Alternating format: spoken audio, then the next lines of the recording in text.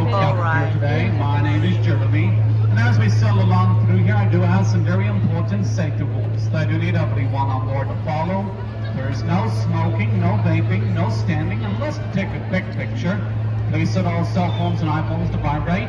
Keep an eye on your arms, elbows, and cells on the outside rail there, just in case we do come up against the wall, the sidewalk, or another boat on this tour.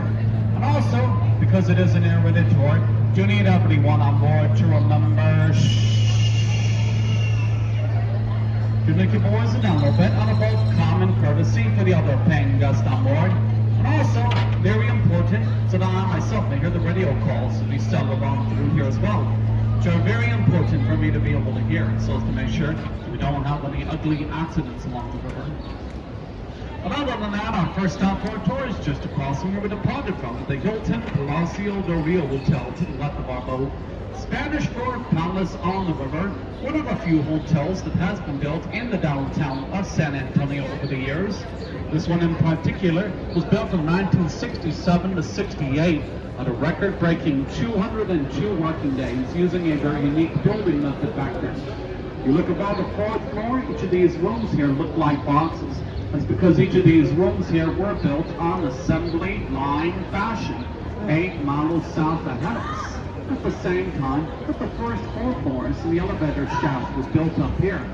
We then drove each of these rooms up here on flatbed trucks, filled them up with furniture and accessories, and stacked each one on top like Lego blocks using a giant crane. This Hilton here was built right next door to La Vita on this hilltop up ahead of us. One of the first ever settlements in all of San Antonio. Settled up here in 1722, it's a neighborhood for families of Spanish soldiers. And themselves were stationed out of the first mission founded down here, San Antonio de Valero, now known as the Alamo.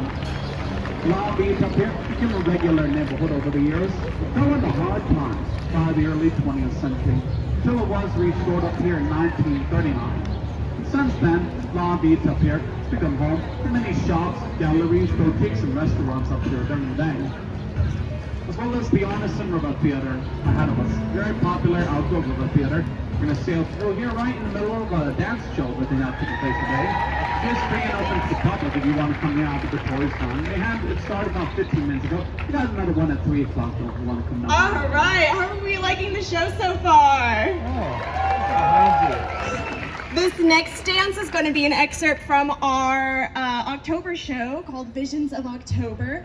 We do it every fall, and we have dances themed around Halloween and fall time. And this dance we see choreographed Look at the head of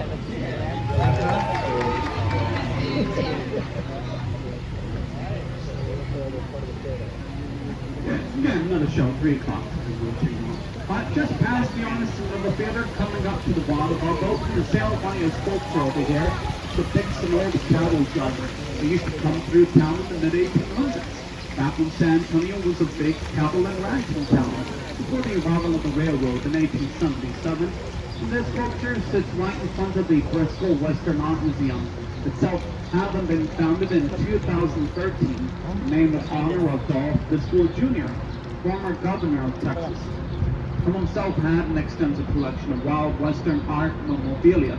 It's all collected on the inside of this museum to this day, including Santa Anna's ceremonial sword, Pancho Villa's gold saddles, diorama, Battle of the Alamo, and also meet with a recorded live interview with the architect, Ted Tilson, who designed this sculpture behind us.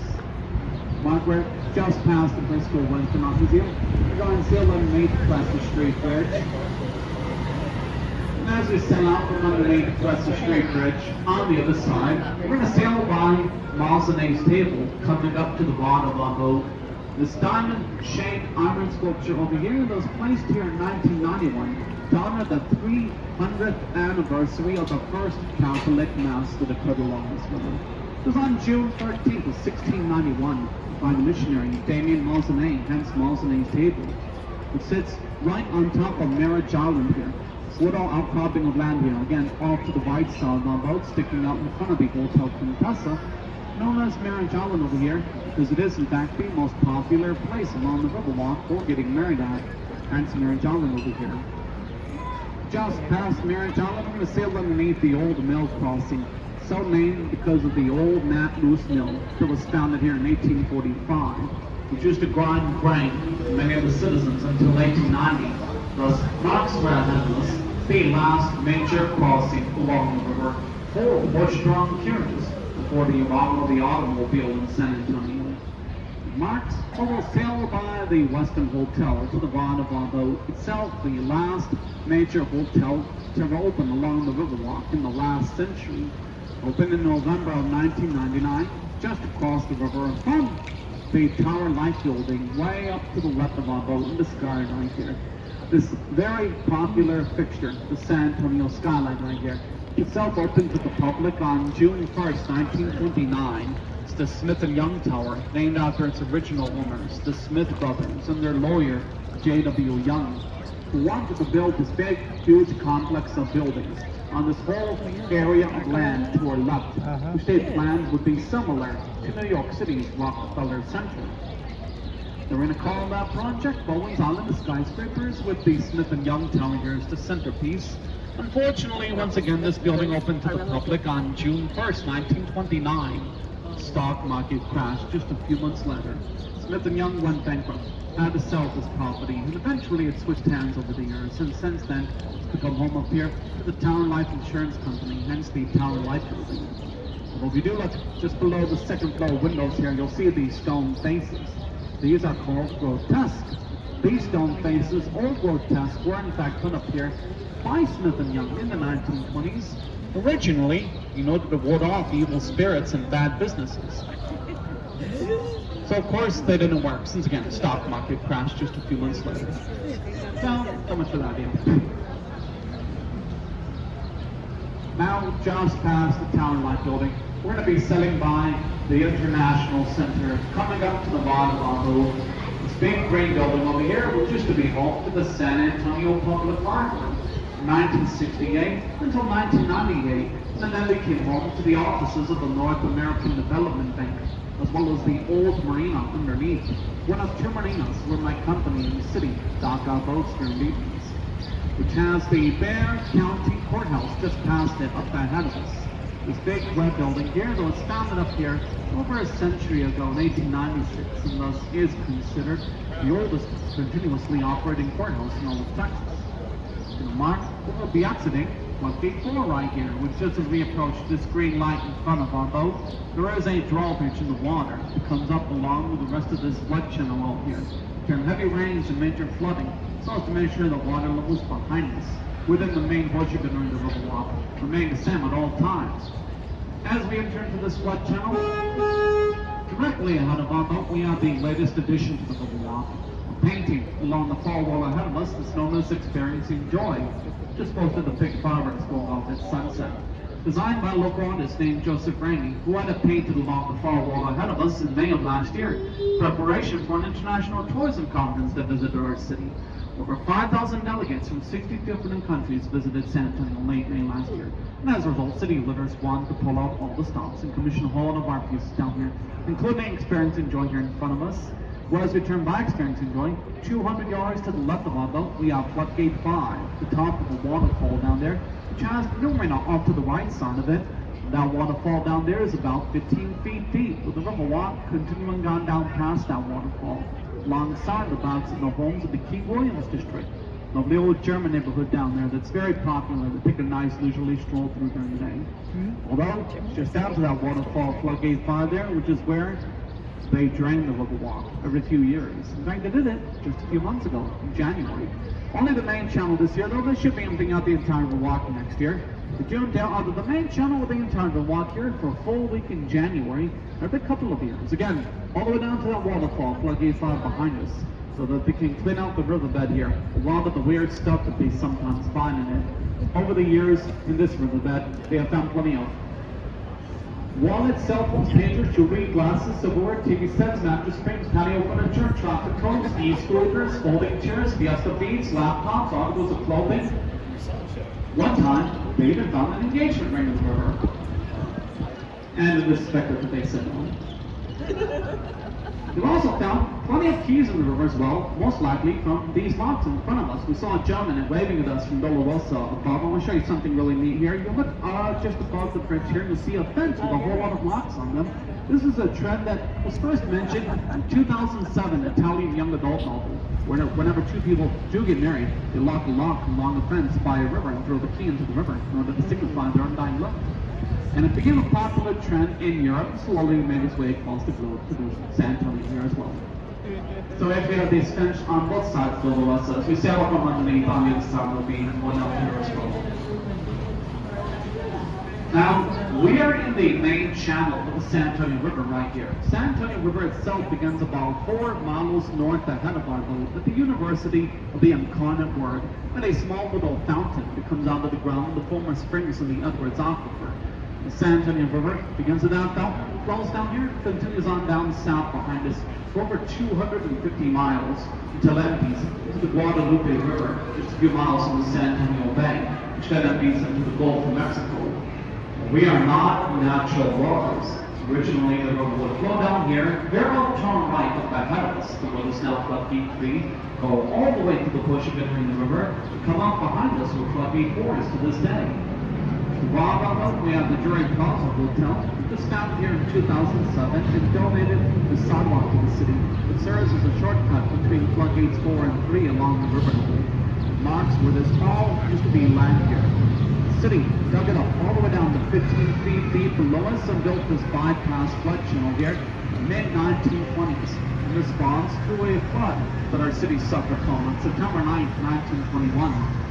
Flood that was so bad, some business litters at the time even pressured city litters to peel over the horseshoemen in the river and turn it into a sewer. And keep in mind, this is before the Riverwalk was even here. Luckily, San Antonio Conservation Society were founded around this time in 1924 by two women, Rena Maverick Green and Emily Edwards, who themselves went before city commissioners in 1924 to form of all things a puppet show of the goose that laid the golden eggs, planning with the city litters not kill the goose that will lay the golden eggs in the city of San Antonio.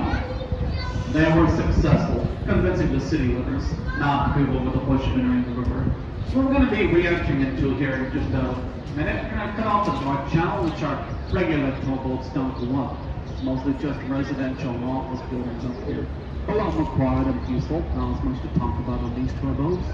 When we do enter back into the bush of entering the river though, you look in front of our boat and above here at the corner, you'll see the largest and oldest tree along the entire river. 9 stories tall, over 300 years old. Norman C. Van Malam Saunders Tree, or Van Malam Snocker Tree, in honor of Benjamin Rushmont, one of the heroes of the Texan Revolution. He was the leader of the Texas Rebellious Forces for the first half of the Battle of Bear. It was the final battle of the Texan Revolution before the Battle of Yellow. The Battle of Bear took place on December 5th until December 9th of 1835. The third day of battle, December 7th, Benjamin Rushmont was standing just across the river to the left of our boat on the street level over here. We were shot and killed. Some of the lot of the descent must have been from a sniper from up in the branches of this tree right here. Hence the reason why they call it the Van Malam Saunders Tree or Van Malam Snocker Tree to this day. It's going to mark who will rejoin the natural flow of the river and sail underneath floodgate 3 here, which comes down from above, like a garage door, alongside the rest of this flood channel. Again, during heavy rains, so as to make sure the water levels ahead of us remain the same at all times, and we're sheltering the restaurants and businesses along the way, where you want a great visual aid, just how that flooding out here, for that flood, September 9th, 1921. To the left of our boat, we're going to be sailing by the Jurian Hotel. This building here became the Jurian in 1999, but originally it was a city public service building in the early 20th century.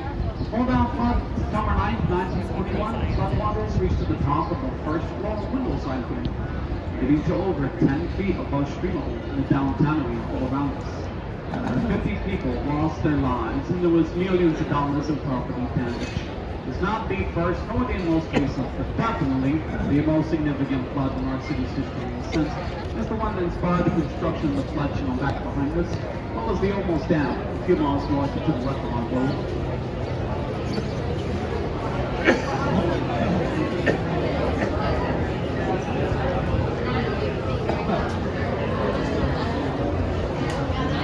right down here along the river level, we're going to sail by the Aztec Theater to the one above the left itself, the last Aztec themed theater, the entire state of Texas. Founded over here in 1926 as a silent movie theater, changed its format over the years, however, fell under hard times, eventually closed down in the 80s. The city almost tore this building down then to the San Antonio Conservation Society. We were able to purchase the property, restore and reopen it a few years back. Right next door to the Mercado Hotel, just past it. It used to be home to the El Blanc Saddlery in the early 20th century.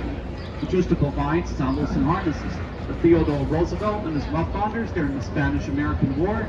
Famous Mexican revolutionary Francisco Pancho Villa allied forces during World War I. Landmark will sail underneath Selena's bridge here in front of us, named in honor of the famous Tejano singer, Selena Quintanilla Perez, after Jennifer Lopez, sat right here on this footbridge. Were seen during the movie Selena, 1997. If you all recall, was their mainstream breakthrough role. They filmed right here on this footbridge, were seen there in the evening, and afterwards, Jennifer Lopez spent the night in La Mansión del Rio Hotel to the left of our boat. Spanish Florida Mansion on the river. It was founded over a century and a half ago in 1853 as the St. Mary's School for Boys. Later became off the St. Mary's Law School in 1934, and then was purchased by two former students of St. Mary's in 1966. Then restored, reopened it 2 years later, 1968, La Mansión del Rio Hotel. Where you look at La Mansión del Rio Hotel to the left of our boat, just past it, you'll see this very tall building right here, whose wall was shown in a very sharp corner, less than 90 degrees. As a result, this tall building up here creates a really awesome little optical illusion along the riverwalk, where as we sail out from underneath the Bar Street Bridge, on the other side, if you look way up to the left of the boat, from this view, this tall building here looks like a tall, flat wall above the homeless.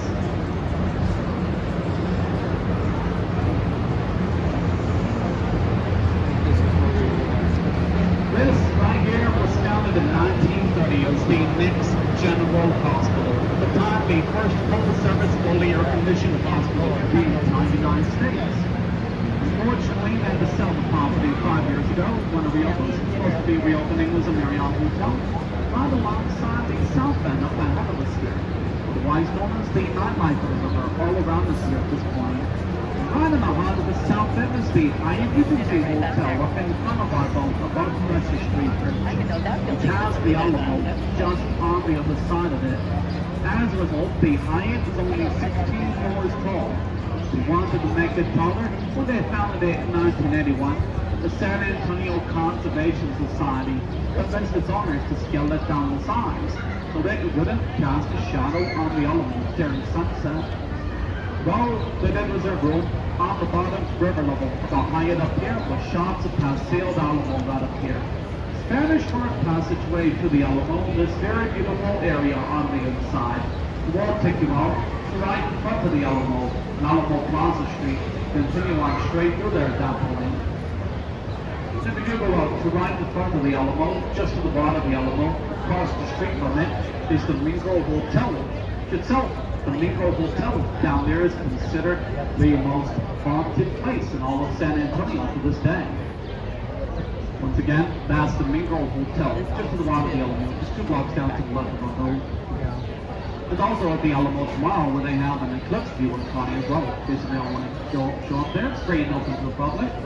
It's just back down here on the river. We're going to sail by the old Casino Club building, coming up to the bottom of our road. Founded here in 1927, a social club with German immigrants. Now it's home to a Soul Steakhouse restaurant here, however, as well as an apartment complex on the very top, where Aline Huckman was the widow. She was the widow of Robert Harvey-Field Huckman, and Robert Harvey-Field Huckman was the architect who designed the entire riverwalk all around us. This is all his vision right here. Robert Huckman designed all of the sidewalks, staircases, bridges, benches, everything you see around us here in the mid-1920s.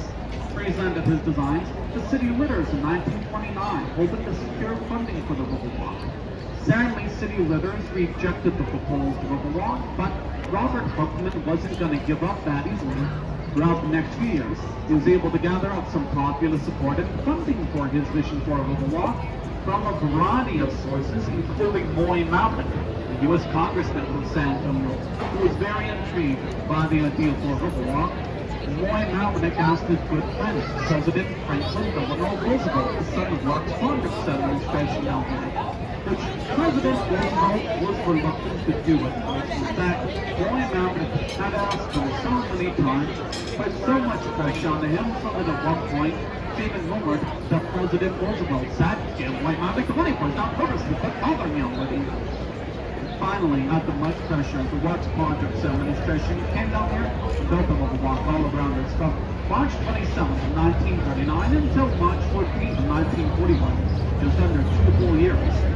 Though Robert Huckman himself is considered the father of the Riverwalk to this day, in fact, right after the Riverwalk was completed in 1941, he set up the wood office just to the right of our boat on the bottom river level of this last building at the corner. If you look up on this balcony on street level, you'll see Robert Huckman's old office sign with his initials, R.H.H. Huckman, followed by AIA, stands for American Institute of Architects. When you look at his old office sign, just down from it, you'll see a bust of Robert Huckman at the base of the staircase there as well, along with a few plaques around there that tell a little bit more about his history. In case anyone wants to come down here later, read up on him, or a little bit more. Like I said, the state shovel to here again in 1921, right after the Riverwalk was completed. It was one of the proof that the business would run on. Despite the best efforts done, the early years it didn't do too well. Bronze to be a huge problem now. Got so bad that at one point, this Riverwalk was even declared off limits to the military because of safety concerns. I myself, in fact, even had a gentleman fly my shuttle in April of last year and mentioned to me he was down here with the military, the 50s. He told me, yeah, they were always important. I'll come down to the Riverwalk. Eventually I give one your paycheck. Because we do, you lose it. What actually changed the Riverwalk's life, made it much safer down here, and as a result, more successful to this day, obviously, was the World's Fair that our city hosted in 1968. And in the years leading up to that World's Fair, 1968, the city raised funds in order to help clean out the river, beef up security, and also build man-made extension of the river, ranging into right here. All used to be land here, and the rest of it lay down. The city built the bridges on steel down along the way, dug it out underneath them, all the way down to 5 feet deep, so that they could extend the river and the Riverwalk, all the way up to the Homestead Plaza. Just where the World's Fair took place from April 6th until October 6th, 1968, with 46 months in which millions of people came down here in San Antonio. Many of them found their way to the Riverwalk here in fall because it was so beautiful. So when a lot of them went home, they told all of their friends about the Riverwalk, and their friends came down here and went back home, told all of their friends, and so on and so on. So that now, thanks to word of mouth, since that World's Fair, this Riverwalk to this day is in constant rivalry with the Alamo, the coveted title of most visited tourist destination in all of Texas, which has made it much safer down here for the military, which is a good thing since San Antonio is also a very big military town, birthplace in fact of the U.S. Air Force.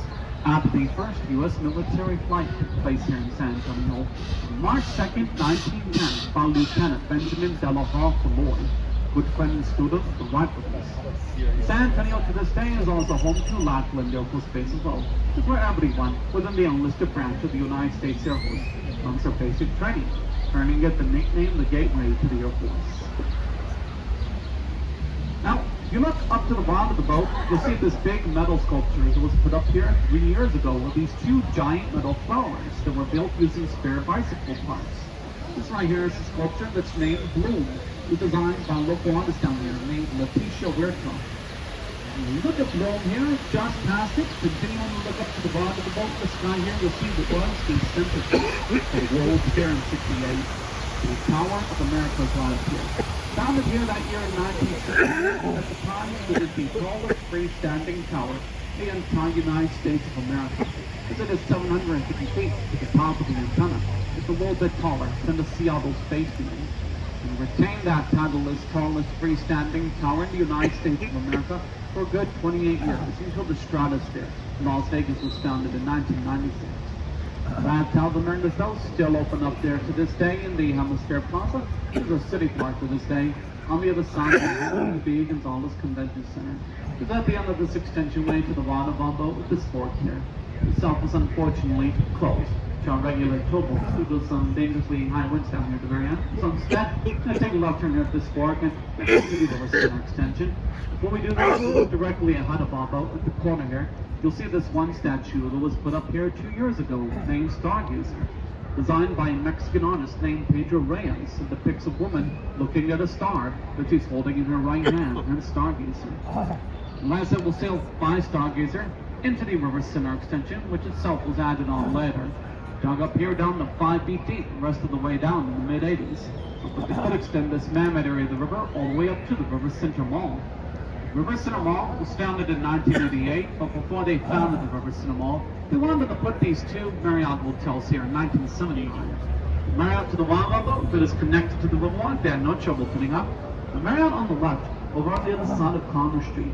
In its founder used to sit the old Fairmont Hotel, the abandoned building, which they wanted to tear down to make room for this Marriott. The San Antonio Conservation Society got involved and claimed that the Fairmont Hotel up here was too historic to tear down, since it used to be an old salesman's hotel.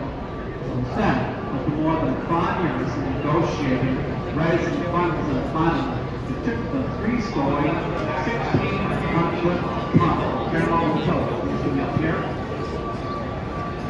welded it onto 288 tires and 30 steel beams, and then wrapped it up in steel cables, which were connected to trucks.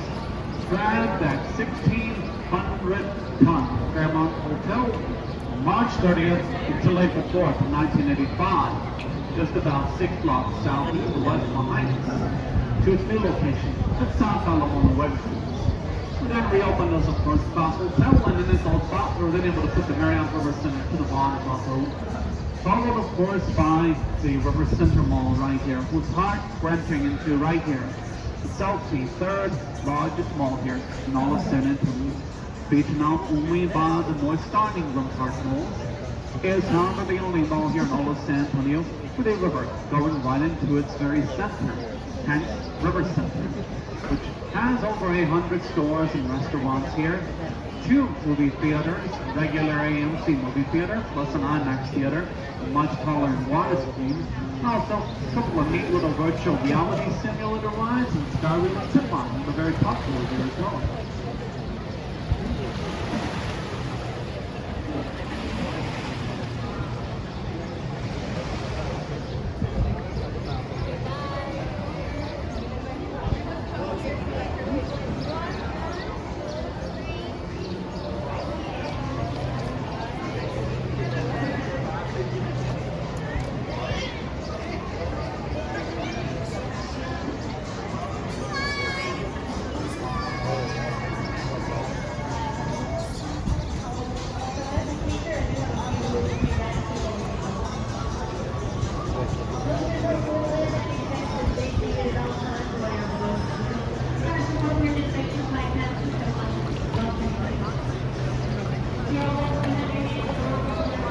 Now, as we exit this whole River Center Mall area here, after San Antonio hosted the World's Fair in 1968, a lot of countries who attended it were very grateful to our city for having hosted the World's Fair. Some of them even gave us some lovely presents out of it, one of which was the country of Portugal. The government had a pavilion down here, where in front of their pavilion they had a statue. The very man, this river, and the city built around it were named after. That statue was eventually placed just around this one turn, up to the Watervombo in the corner over here.